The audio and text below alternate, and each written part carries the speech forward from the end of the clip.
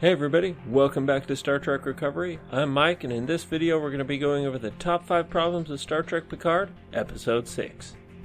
Number 5. Sneaky Beaming.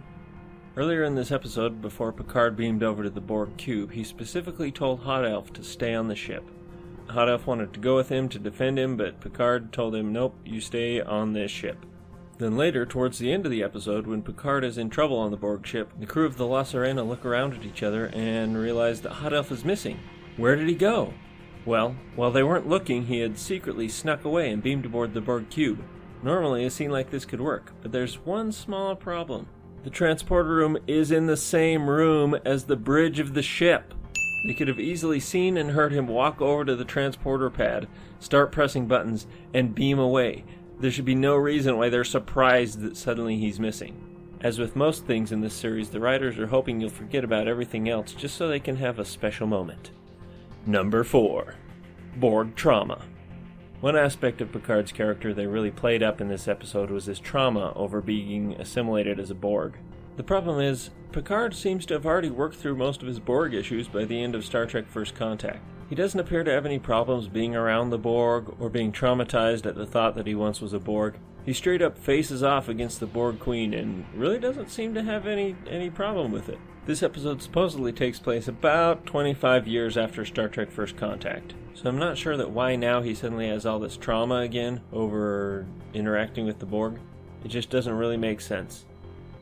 Number 3. Getting clearance. In this scene, Picard tells the crew he needs to get on board the Borg ship to talk to Soji. They try to think up some elaborate scheme of how to get on board the ship, but Picard tells them they need to go in the direct way. So they bring in Raffi to pull in a favor and get Picard special clearance, and thus we're treated to this especially cringeworthy scene of Raffi. She comes out of her room hungover, and calls up an old friend who's a Starfleet captain and tries to sweet talk her into getting Picard special clearance to get on this Borg ship. She tries and tries and tries, and it just doesn't work, so ultimately she just says, well, we're already on our way. And then the captain says, okay, I guess I better give you clearance then. Why would she do this? Why wouldn't she just say, okay, well, bad luck for you guys. You'll get there and you won't have any clearance. She has no reason to actually do this favor for Raffi and get Picard the clearance that they're asking for. And then when she's done, she just goes back to being the same hungover Raffi she was before. The scene was just dumb and especially cringe. Number 2. Rios and the Doctor sitting in a tree. In this scene, we're supposed to be having a touching moment where the Doctor and Rios connect and share a moment. They're so vulnerable with each other and ultimately opt to be intimate. This could have been a touching scene if it weren't for 2 teensy-weensy little problems. First, where did this come from? We had no build-up at all that there was any connection between the Doctor and Captain Rios. This is just out of left field. Nobody saw this coming. Wait, what? They're interested in each other? Which leads us to the other teensy-weensy problem number 2. Didn't the Doctor just murder her lover? In the previous episode, she just straight up murdered Bruce Maddox in the sickbay. From her perspective, she not only comes across as a murderer, but also as a psychopath because she's now just jumping all over Captain Rios. From Captain Rios' perspective, she's just been traumatized by the death of her lover. So what is he, just some sort of traumatic rebound? This scene is just completely out of left field and makes no sense for either character. Why is it even here? You could just cut this scene out and nothing would be any different. And now it's time for our Dishonorable Mentions. First up is this Romulan Puzzlebox. Narek keeps fiddling around with this thing and ultimately gets it to open up, but what I don't like about this is when it opens up, there's no actual mechanism to open it up. It's just CGI pieces unfolding. In the real world, things have gears and levers and motors that cause motion. When you open a box, it has hinges so the parts you open don't just go falling off. But not this Romulan puzzle box. Its pieces can just unfold and stay together with no physical mechanism, because the power of magic. Next up, the Romulan meditation maze. Here in this scene, Narek takes Soji through this Romulan meditation maze sort of thing. He's trying to get her to recall the dreams that she's had and explore them a bit more. The problem is, she's entirely conscious during this thing, and he's trying to get her to explore parts of her dream that she couldn't consciously remember. I don't know about you, but I can't walk down the street and explore parts of my dreams as if I was still in those dreams. Sure, I can recall them and recall what happened in the dream, but I can't bring out any information as if I was still in the dream. Now, maybe this has something to do with her android brain, but that's never really made clear.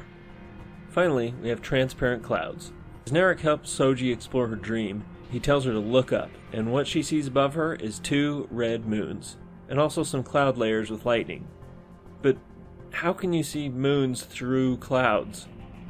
I don't know about you, but when it's cloudy enough to have lightning, and I look up in the sky, I can't see the moon through the clouds. But apparently on this planet, you can see through the clouds, which enabled her to see the moons, and let Narek have the vital information to know where her planet is. As if no other planet would have clouds and red moons. But I digress.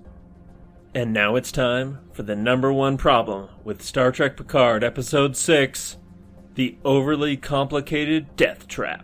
In line with most entertainment villains, Narek decides he's going to kill Soji in a way that's slow and enables the best possible chance of escape. All right, guard, begin the unnecessarily slow-moving dipping mechanism. Close the tank! Wait, aren't you even gonna watch them? They could get away. No.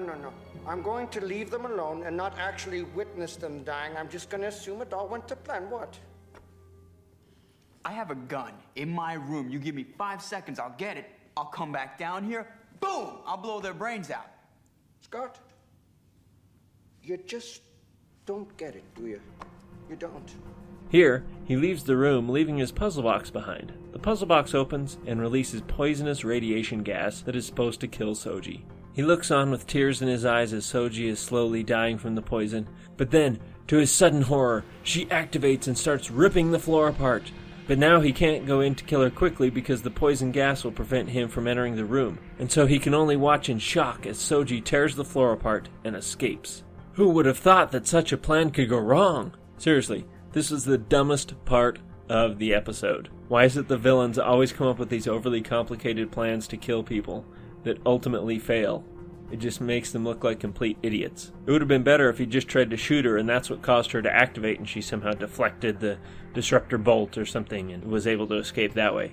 But no, it was this overly complicated plan that enabled ample time to escape. And that's why this show is dumb. And there you have it. Those are the top 5 problems with Star Trek Picard Episode 6. If you like this video, make sure you give it a like and a share. And if you spotted any other problems with this episode, let me know down in the comments. And subscribe if you want to see more of these top 5 problem episodes. I'm going to be finishing out Star Trek Picard, and I've also got some other content coming down the pipeline that's related to actual Star Trek instead of this crap. But that's all for this episode. Thanks for watching, and make sure you keep boldly going.